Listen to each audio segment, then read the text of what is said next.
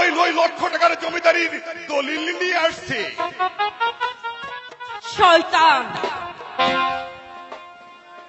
এবার বুঝতে পারবি শয়তানের শাস্তি কত ভয়ঙ্কর।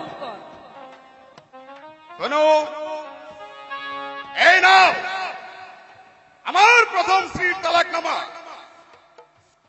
আচ্ছা, আর এই নাও আমার 9 লক্ষ টাকার জমিদারি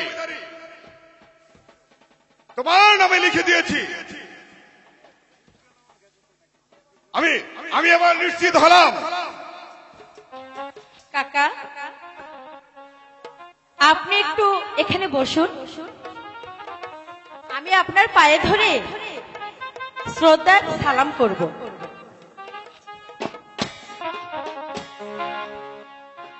আরে ও